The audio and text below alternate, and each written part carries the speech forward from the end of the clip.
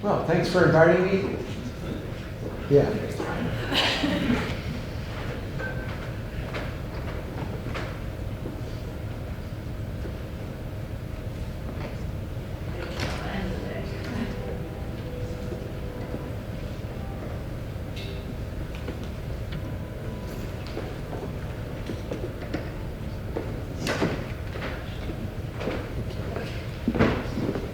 Thanks for inviting me. It's my first time in Fort Collins. I've enjoyed the visit so far, and I think I'll enjoy it even more as we go on for the rest of the day. I want to thank Andrew for giving a nice introduction to innovation and pest management. I'll probably go into a little bit more detail on a couple of the subjects. As you can see from this title, economics will be one of them. Integration, as in integrated pest management, will be another subject. Resistance evolution will be another subject, which again Andrew touched upon quite a bit.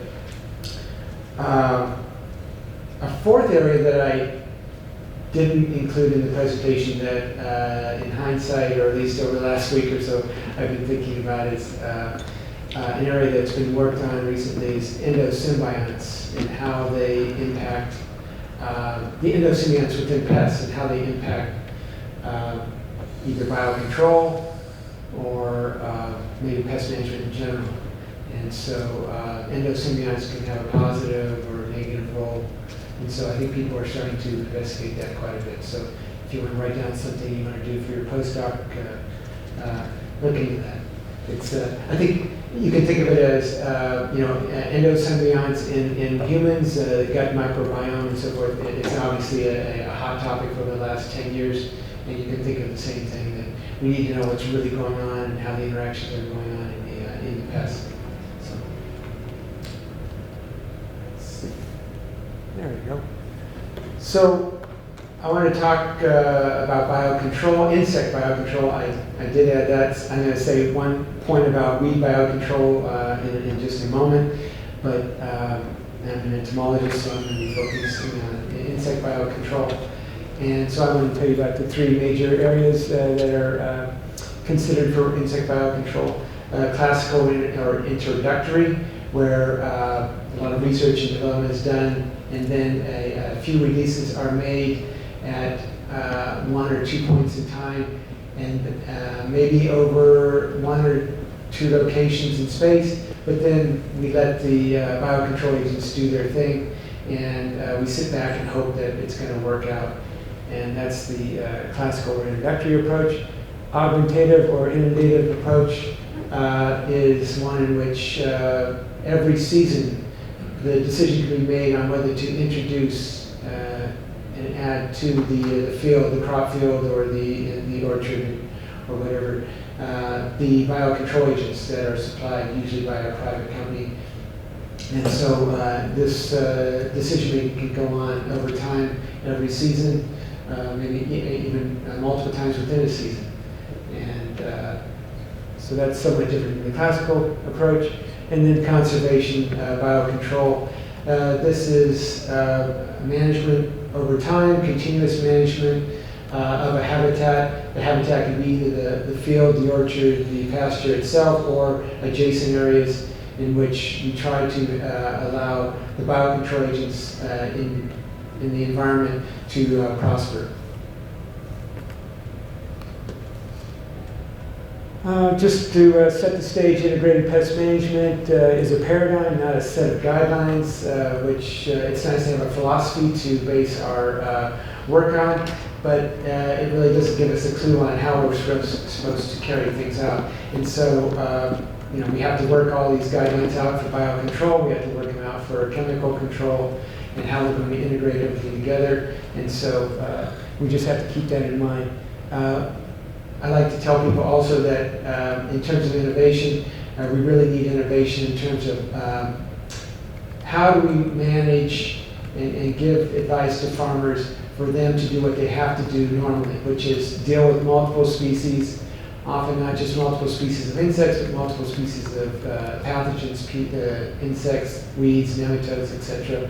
And not only possibly in one field, but maybe a farm that has a landscape of multiple crops.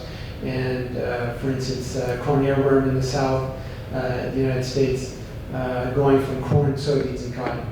How do we deal with not only that species of insect, but all the other insects and pests in that environment? Until we really get innovative and deal with that and get away from our focus on a single pest, one pest at a time, then optimal pest management may be difficult.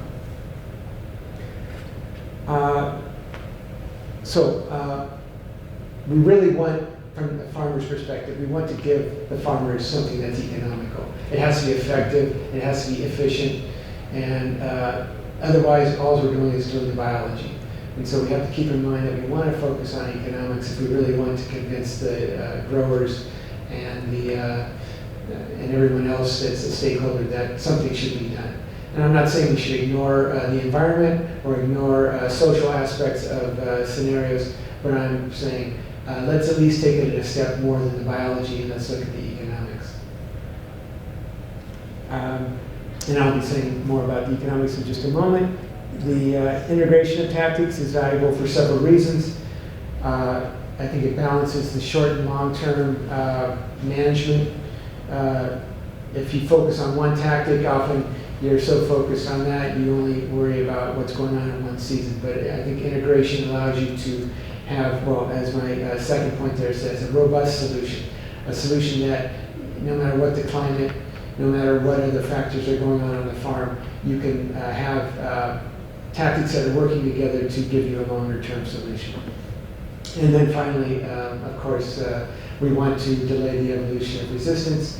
And if we rely on one tactic, and no matter what that tactic is, whether it's biocontrol, chemical control, cultural control, you've seen examples that indicate that there's always going to be that potential and likelihood of evolution of resistance. So the section on economics of biocontrol I'm taking almost entirely from a chapter that's just about to be printed today in England in my book, Economics of Integrated Pest Management Insects. So I'll give a plug to my own book coming out in September. And but he and Frisvold and Ellsworth in Arizona did a great job of summarizing all the research on economics of biological control. And again, I'm dividing up the world into the classical, augmentative, and the conservation. There's a database called BioCat, 6,100 examples, case studies of the introductions against 588 pest species. 33% of those resulted in establishment of the exotic natural enemies, and 10%, only 10% of all the introductions have resulted in at least satisfactory control of 172 species. So in one sense, we should be disappointed and maybe frustrated that classical biocontrol is not doing as well as we would hope it would. But Naranjo et al., in their economic analysis, concluded that the success and the economic value of those 10% of the cases actually likely covered all the failures that occurred. And so, in fact, this is a public investment in classical biocontrol, and so government agencies and nonprofit organizations that are funding classical biocontrol should realize that the risk is worth the reward, and that classical biocontrol should be continued as an option. Now, augmentative tends to be more of a privately funded, a private venture. Companies doing most of the development of these products, in a sense, and providing these natural enemies to farmers. It can be everything from what we might call inoculation, where you just add a few natural enemies to a field and hope that they spread throughout the field over several generations, to inundative, where you essentially you want to have a quick response of those natural enemies to the pests, and so you cover the whole field as quickly and as significantly as possible to add in those natural enemies. This is mostly, as I said, a for-profit endeavor. It's thriving in Europe. It's doing well in the United States. It's actually worldwide. And we know that generally know that it's economical because these companies would not exist if it wasn't economical. They would not be staying in business. And so quite a few natural enemies are being developed, and predators, parasitoids, pathogens across the board, nematodes. And so there's quite a few suppliers around the world. Often I want to remind people that don't take for granted the significant effort and the research required to understand how to rear these and grow these natural enemies in laboratories, in greenhouses, in these companies, because I know that I often take them for granted, and I'm trying to spread the word that research on rearing techniques, well, I'm sure it's the same for pathogens, is very critical for the success of biocontrol.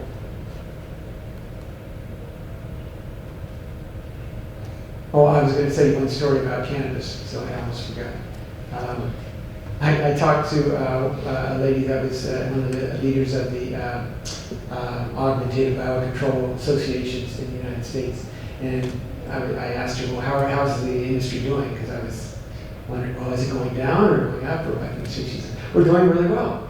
And she said, after a while, she says, well, particularly cannabis growers, they can't use chemicals because there's nothing registered for cannabis. And so they have to turn to biological methods, and biocontrol is one of them. And so there's been an expansion of biocontrol due to the cannabis production and where it's legal in the United States. So I thought that was an interesting story. Conservation biocontrol. This is kind of the oldest approach to biocontrol. Just promote and sustain the natural populations out there. And so conservation means you improve the habitats, you spend costs improving those habitats, finding out what's the best practice for improving the habitats, either within the crop area or nearby. You have to remember that costs also are opportunity costs, because we're using habitats nearby or something else to promote the natural enemies. You've possibly taken that habitat away from another useful purpose, either another crop land or building a McDonald's restaurant or something like that. You have to remember there's always an opportunity cost. And often if we do conservation, we also have to remember that we could also, are we taking our efforts away from some other plans that could be developed for other reasons? This is, by the way, this conservation biocontrol is one of the more active areas recently. People are focusing in on conservation biological control more than they, I think, ever have before. At least that's the indication we get from reading the publications. And so I think, again, a new area of activity might be the conservation biocontrol. This is both involving public and private investment, and Naranjo et al. In their chapter indicated that on average there's about a $74 per hectare value to the grower to implementing this conservation biological control. It's not as easy to determine the economics of conservation biocontrol. It's either more subtle, more diffuse, etc. But the ones that they could explore, they decided that it was economical. Now to the second topic I wanted to address was integration. And this is an old-fashioned issue, because obviously integrated pest management has somewhat promoted this from the very beginning, but we really often don't get to this point as much as we could or should. And so I wanted to make sure that that was brought in. Even for biocontrol, I mean, classical biocontrol, it's essentially been a try-it-by-itself approach, and I'm not going to say that 90% of the failures were due because it was a standalone attempt, but maybe if it had been combined with other things, maybe it would have been easier. But I think you could think of all the combinations of integration of classic chemical, biocontrol, cultural, genetic control that can be combined, and we're just touching the tip of the iceberg on that aspect. So the example I'm going to be giving you today is a conservation biocontrol of Plutella xylostella, the diamondback moth, which attacks brassica plants around the world, and one of the top pests around the world. And so conservation biocontrol in this case is using naturally occurring predator or a parasitoid to manage it. About 10 years ago, I was invited to join forces with Tony Shelton at Cornell University on a project that he was planning to start. Rick Rausch was involved, fellow famous for resistance management, and he had postdocs working as well. The idea was to explore in the greenhouse a somewhat complicated situation where you have plants, biocontrol agents, genetically engineered plants, and insecticides. And I'll tell you more about that in more detail in just a minute. Dr. Shelton, by the way, I'm very happy that he was successful at, after so many years of trying to advocate for the commercialization of BT eggplant in Bangladesh. It actually took place. So Tony and his colleagues spent a lot of time trying to integrate tactics within pest management and also promote innovative approaches. And I think a nice book to read if you haven't seen it already is the one that I highlight here. So the system at Cornell was essentially the diamondback moth. They, by the way, had colonies that were both susceptible and resistant to both the Cry1AC in the BT broccoli, but also to the insecticides. They also, of course, had BT broccoli. BT broccoli, for those who are not familiar with, has never been commercialized.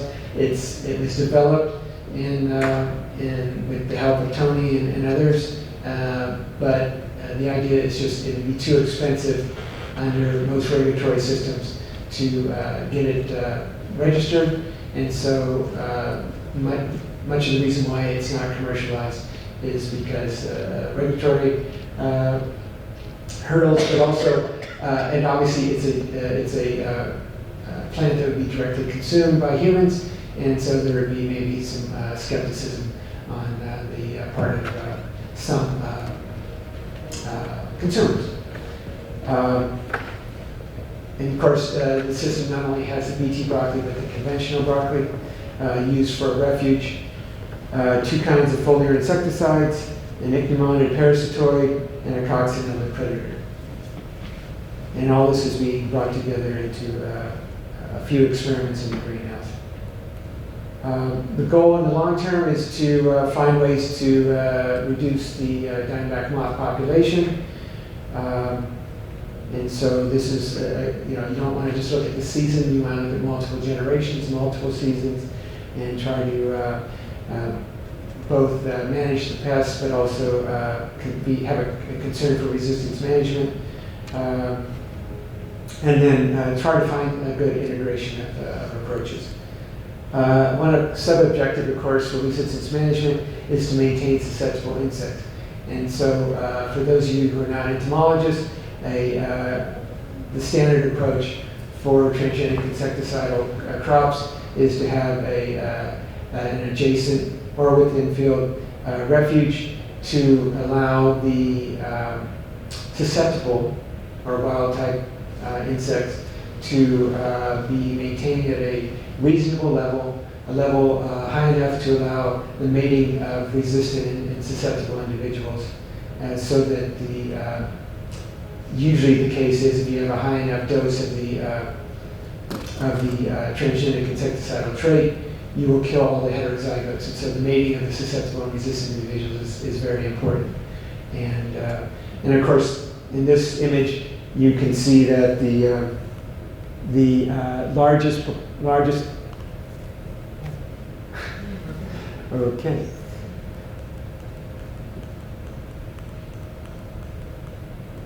Okay, I have to be more careful. Largest area is obviously reserved for the BT crop, and then you have the smaller area for the refuge. The refuge has the SS, or susceptible insects, developing well, population growing, but they are under control or regulation due to density-dependent processes, and such as their own competition, interest-specific competition, or natural enemies in the case that we're going to be dealing with. And this is obviously, the biocontrol agents typically go wherever wherever the highest densities of the pest are, and so they will tend to end up in the refuge as well. Not that they won't be going into the BT broccoli field, but this is where we have to focus the attention on for the biocontrol agents. And just one more look at the typical, the way that Tony Shelton is. Tony started working with this greenhouse system actually way back in the late 1990s, so it's been an approach he's been taking for at least 15 to 20 years. Both, again, colonies of the diamondback moth of various kinds of the broccoli plant, both transgenic and not, and then the greenhouse cages, which allow careful study as well as more control over the environmental conditions.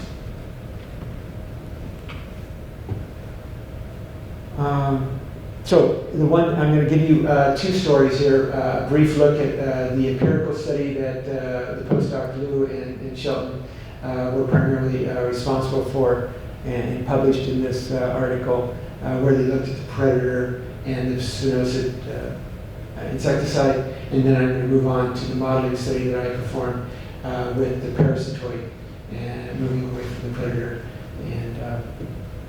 And the modeling allows us to look at the system for a lot longer period of time, other than the 6 generations that were the time period used in the greenhouse study. So the greenhouse study was carried out for 6 generations because they wanted to have a proof of concept that the integration of tactics would be valuable, that evolution could occur in that short period of time. And so, and the grant money would not run out before 6 generations.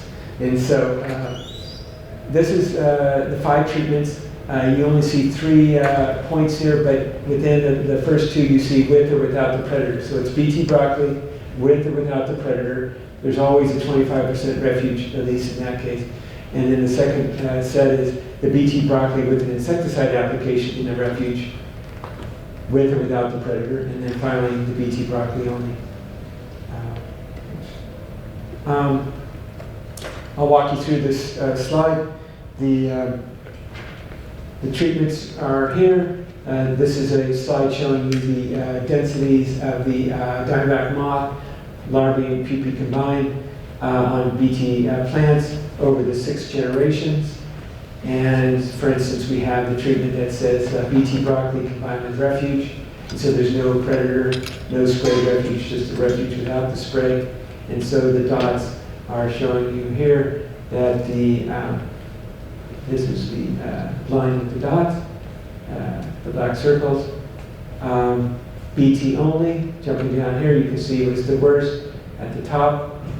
This is showing you that the densities increased quite a bit, and it's because the evolution of resistance was occurring very quickly, and so that happened.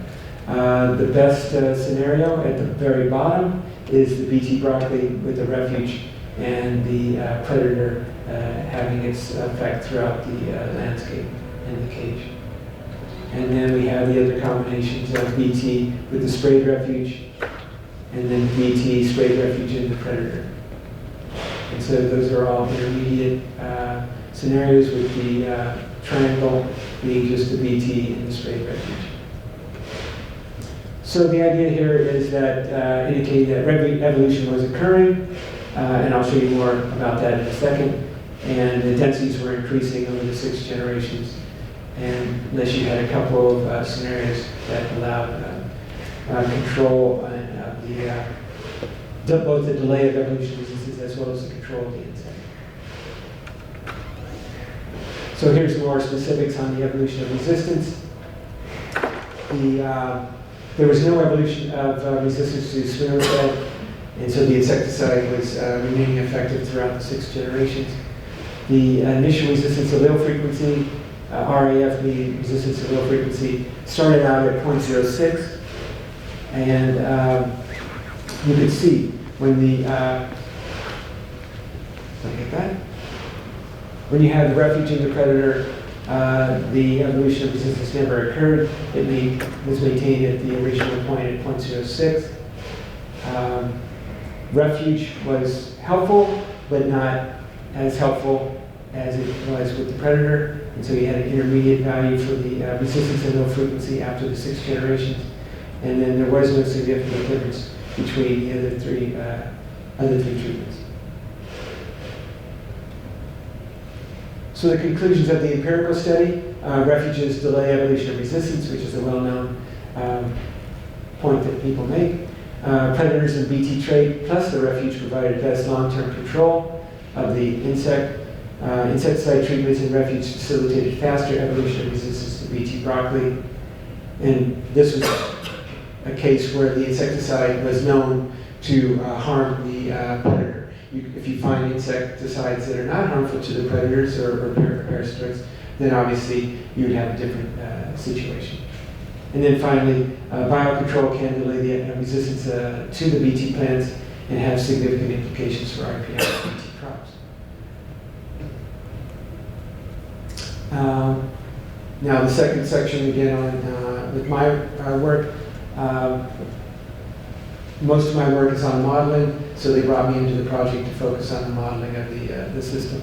And so a similar system, but again, it's more of a virtual, it's obviously a virtual system, not a real system, but allowed us to investigate different scenarios, different questions with population dynamics and genetics of the diamondback moth, the BT broccoli and the non-BT broccoli. In this case, I chose to work first on the parasitoid, which is common in New York and in other areas, and then 2 insecticides.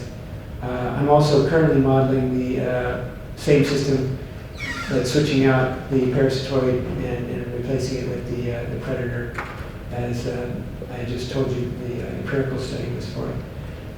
This modeling study that I'm about to tell you about was published in 2013, if you're interested in getting more information. So generally the model was calibrated from literature and some work done by the Shelton group.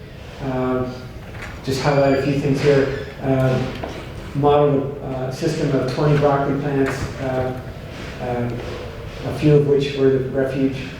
Simulated 100 generations, and that's the main points.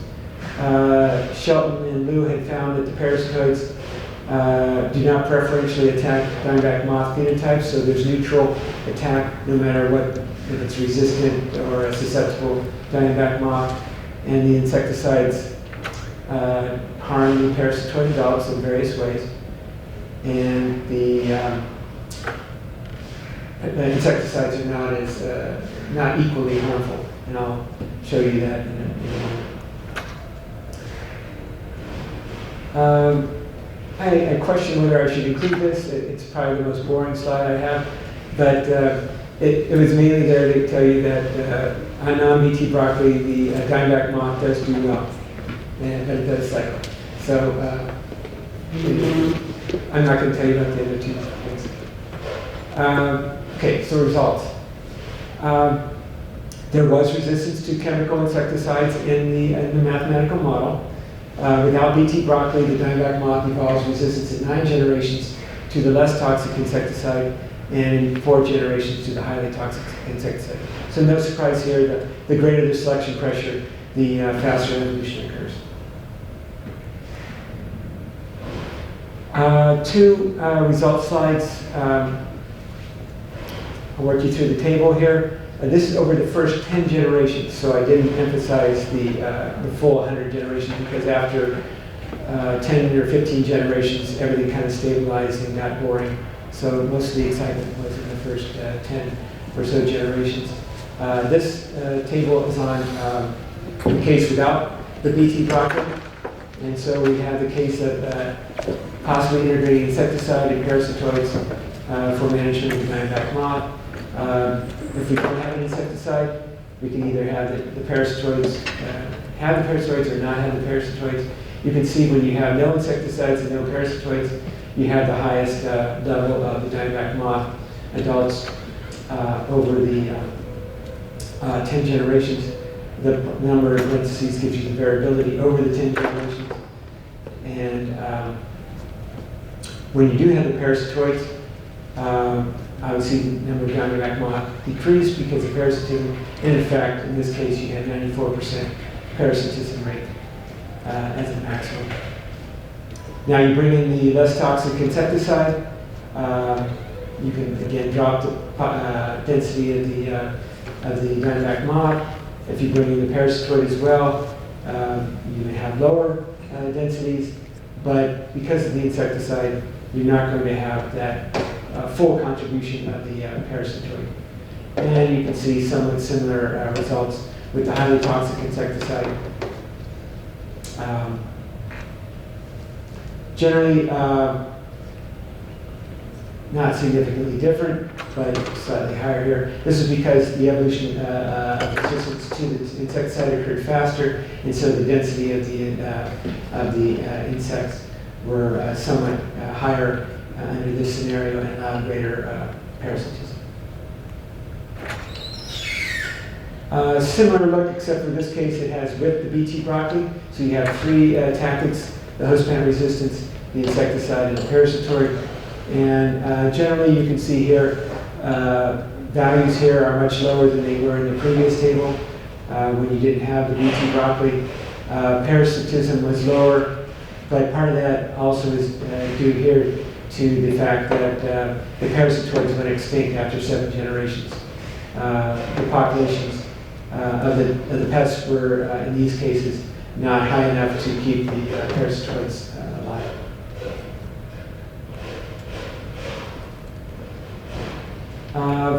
Final results slide, durability of the BT broccoli.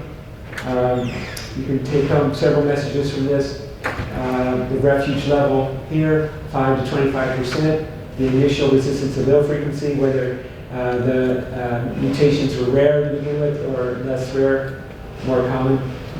And then no parasitoids and parasitoids. First thing you see is there's a big impact, as expected, of the greater refuge levels. Well-known case, so no surprise there. If you have a rare mutation at the beginning, you tend to have much longer durability of your insecticidal crop compared to down here. And then finally, if you have parasitoids, they prolong the durability of the BT broccoli. And to some extent, the greater the refuge size, the greater the impact the parasitoids have. So the conclusions from the modeling study: parasitism is reliable in long-term control of the diamondback moth. BT broccoli with a 10% insecticide-free refuge did not reduce long-term contribution of parasitism. Insecticide use did reduce the contribution of the parasitism. And so it turns out that in this case, integration of parasitism, BT broccoli was very good. So that's one possible way to go after this pest. Obviously, well, not obviously, but the model did not account for climatic effects or the weather. And so if parasitism or parasitoids are affected by weather, that might be another reason to integrate so that you're not always relying upon the parasitoid in years when the climate may not be best for it. The final area I want to talk about very briefly is microbial control and how pests have evolved resistance to microbial control and in biocontrol in general. Now, I think the most important case for this was the Codling law involving resistance to viral insecticide in Europe. So, yes, we want to use microbial insecticides if possible. This was used in organic apple orchards, and so we hope for the best. But again, this is a case where without integration, when you rely upon a single tactic, even so-called benign or organic approaches will lead to the evolution of resistance. And so it was a Pseudomonella granulosis virus, which is what they used to call granulovirus, as a microbial control agent. And control failures started happening several years after the excessive intensive use of this in apple orchards in Europe.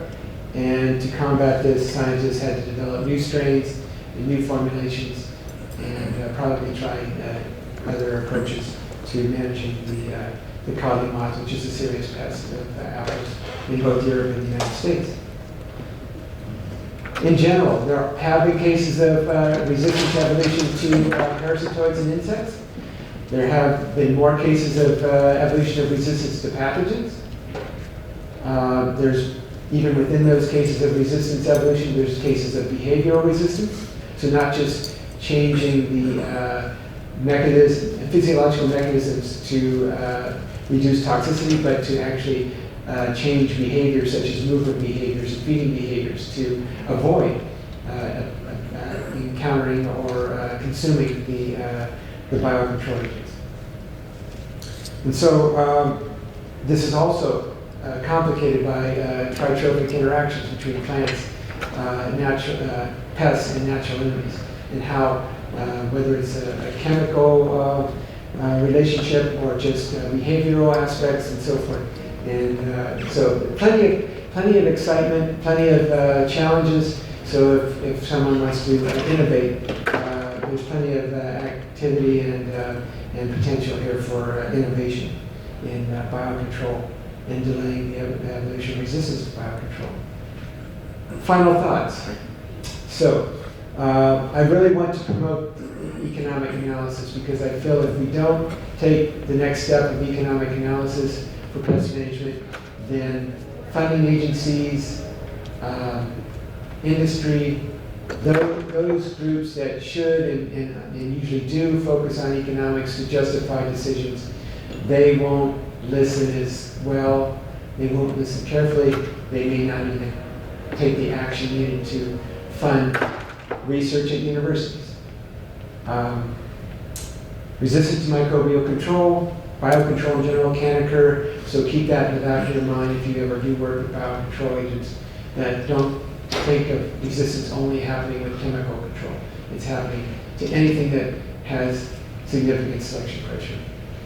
And I think biocontrol can be valuable for integrated approaches and just valuable in general. And thanks for your time and listening.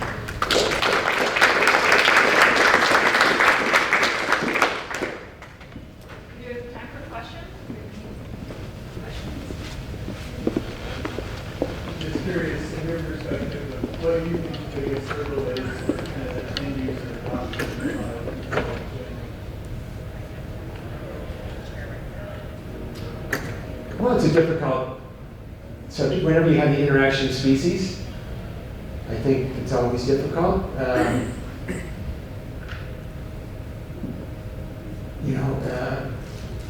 think there's really not one thing that's causing it's just so many factors that can play a role. And you can see the classical biocontrol.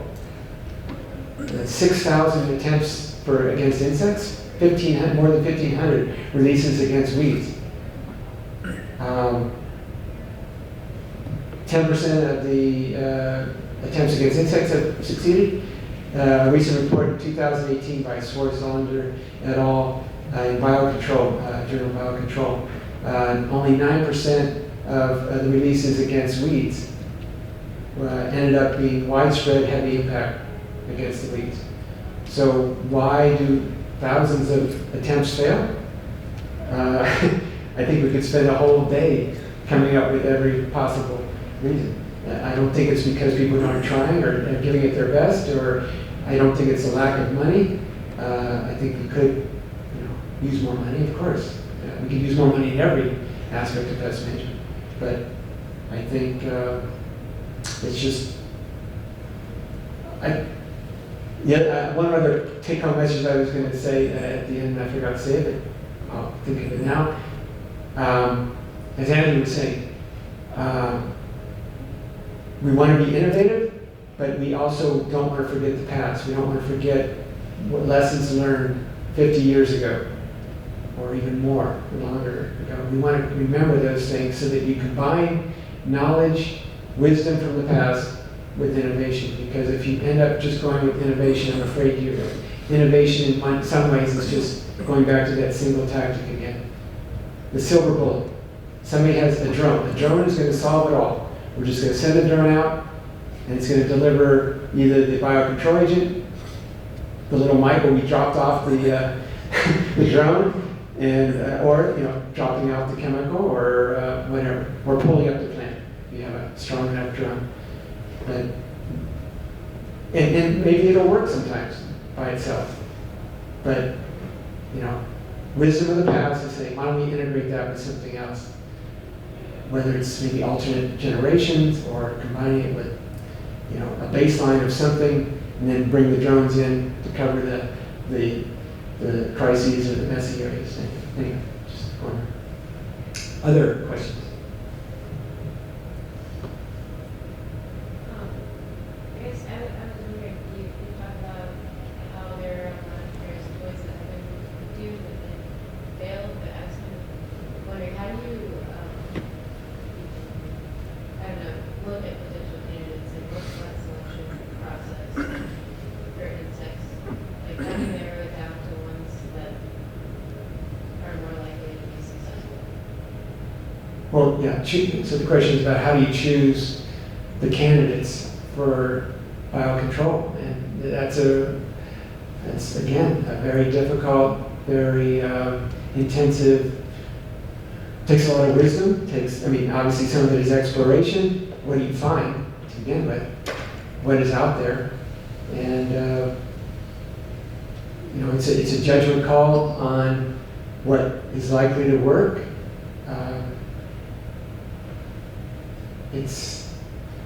It also has to be something that can be reared, something that can be worked with, something that can be, either make money, something that can be made. The companies for augmentative control can make money with. It can't be too difficult. It has to be, for classical control, it has to pass all the regulatory requirements for not, exotic species not harming native species when we bring it in. And of course, conservation biocontrol has the advantage of the native natural control agent is already here. We just have to promote it.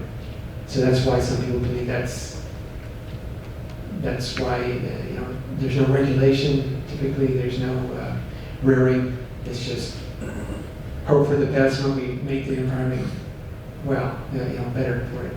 But that's by itself a hard enough problem. So I think we should all expect our salaries should be twice as high as they are, because pest management is tough. And I think, why don't we have a petition right now?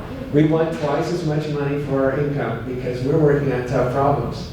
People don't realize that. Okay. All right. Time for lunch? All right. Yeah.